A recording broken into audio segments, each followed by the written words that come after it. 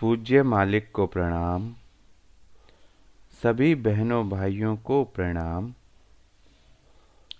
आइए श्री रामचंद्र जी की संपूर्ण कृतियाँ भाग 1 में सत्य का उदय में अंतिम अध्याय मेरी अंतर्दृष्टि पढ़ते हैं। इन दिनों संसार नाजुक स्थिति से गुजर रहा है। दिन प्रतिदिन राजनैतिक दशा अत्यंत जटिल होती जा रही है। आर्थिक दशा अत्यंत शोचनीय हो गई है। नैतिक, धार्मिक एवं सामाजिक अंधपतन अपनी अंतिम सीमा पर पहुंच गया है। प्रतिद्वंदिता, अशांति एवं अरक्षा का वातावरण सर्वत्र व्याप्त हो रहा है। प्रत्येक राष्ट्र अपने पड़ोसी राष्ट्र को ईर्ष्या की दृष्टि से देखता है और उसका शोषण करने के लिए अपने सभी साधनों का प्रयोग करता है। इन तथ्यों से संसार के राजनेता अनभिज्ञ नहीं हैं। वे विश्व की विभिन्न समस्याओं का संतोषप्रद समाधान करने के लिए हर संभव प्रयास कर रहे हैं, पर इस कार्य के लिए स्थापित सभी संगठनों के प्रयत्न कुल मिलाकर कोई संतोषजनक परिणाम नहीं दे पा रहे हैं। विश्व शांति की समस्या जिस बड़े बड़े राजनीतिज्ञ और राजनेता की इतनी प्रभुता दे रहे हैं, केवल एक भ्रम अथवा मृग मरीचिका मात्र है। भारत की वर्तमान अवस्था किसी उज्जवल भविष्य की घोतक नहीं है। देश में सर्वत्र मतभेद तथा दलबंदी फैली हुई है। स्वार्थ प्रबल है। नैतिक सिद्धांतों की अवहेलना हो रही है। दाल रोटी की समस्या अत्यंत कठिन है, पर इतने पर भी हम में से कुछ लोग सोचते हैं कि देश उन्नति कर रहा है। वे घोर भौतिकता पर आधारित पाश्चात्य ढंग की सभ्यता की ओर देश को धीरे धीरे बढ़ाना ही प्रगति का घोतक मानते हैं। पर अब भौतिक युग की इतिश्री होनी ही है। पुरानी व्यवस्था परिवर्तित होकर नए को अवश्य जन्म देगी।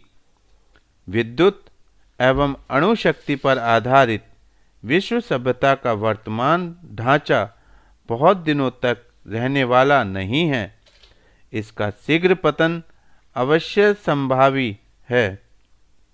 संपूर्ण वातावरण उग्र भौतिकता के विषैले प्रभाव से इतना अधिक दूषित हो चुका है कि उसे साफ करना अब मनुष्य की शक्ति से परे हो गया है। परिवर्तन के लिए समय अब आस आ गया है। यह आसान एवं अनिवार्य है और इसके लिए मनुष्य के रूप में ईश्वरीय शक्ति पहले से ही कार्य कर रही है।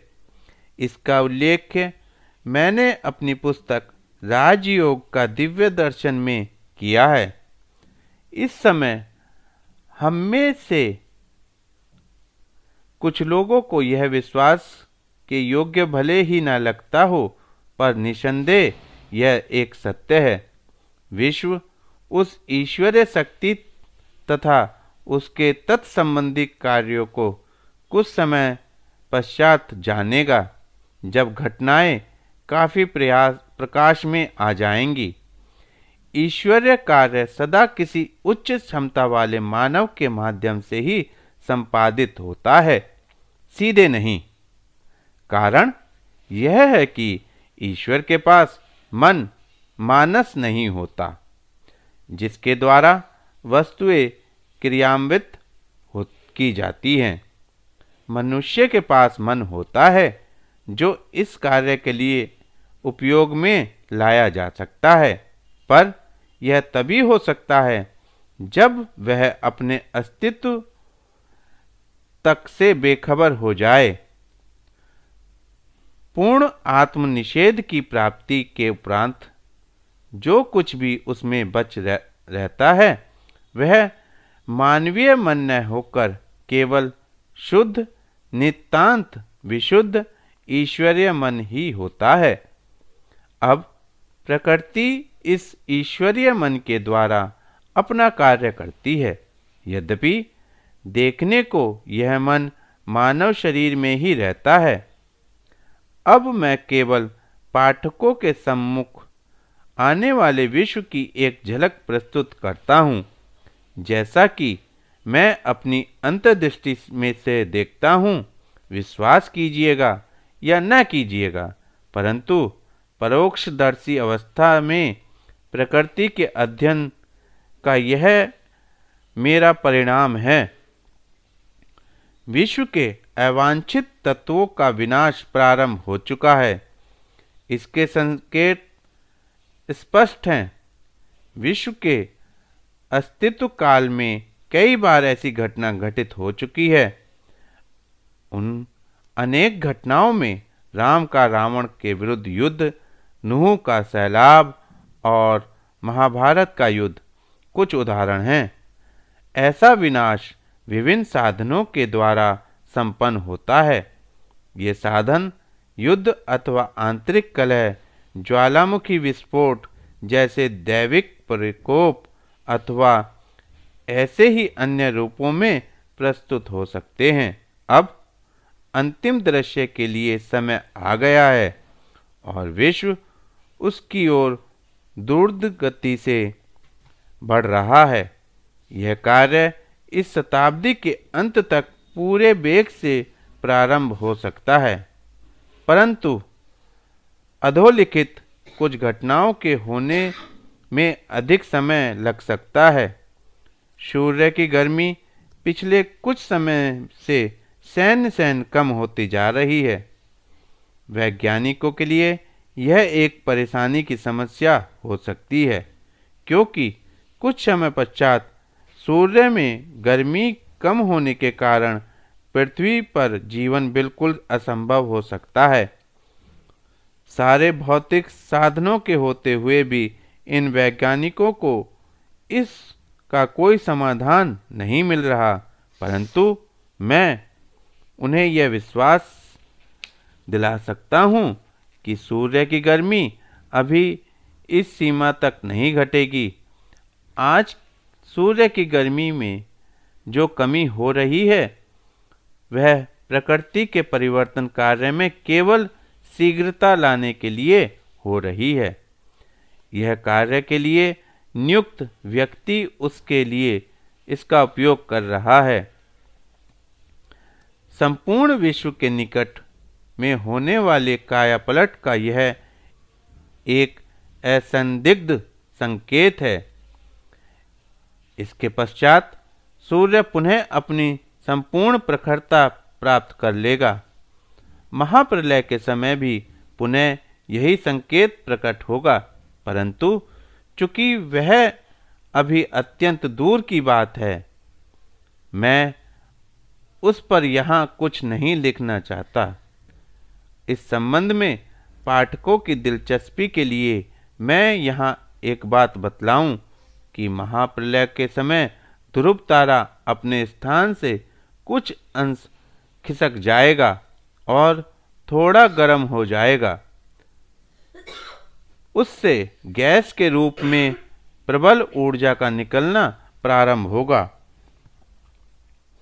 और वह विश्व तथा अन्य सभी विद्यमान वस्तुओं को विनष्ट कर देगी।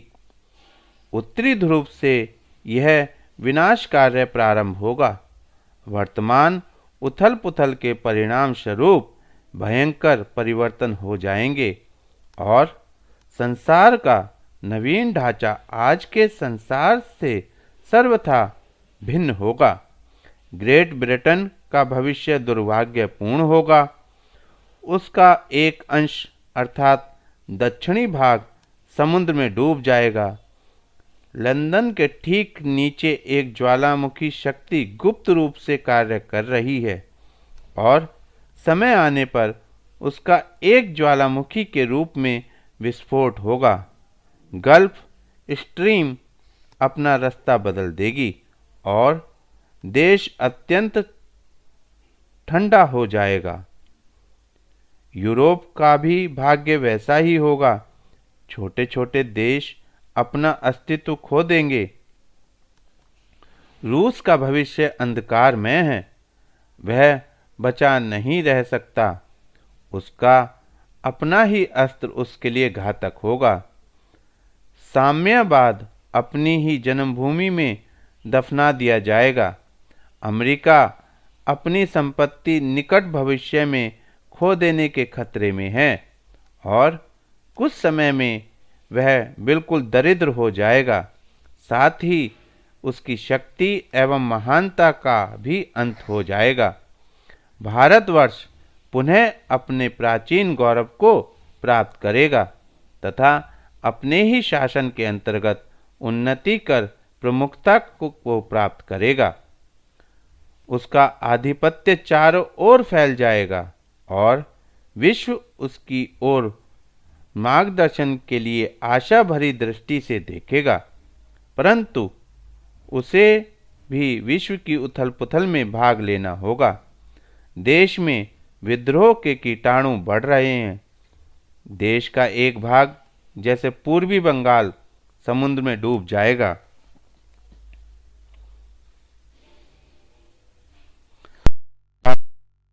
भी क्रियाशील है और देश के कुछ भागों को, विशेषकर बिहार को, भयंकर क्षति पहुंचा सकती है।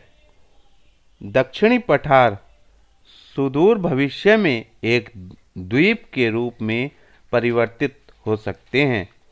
संपूर्ण विश्व में घोर रक्तपात होगा और विभिन्न कारणों से जनहानि इतनी अधिक होगी कि विश्व की जनसंख्या काफ़ी कम हो जाएगी।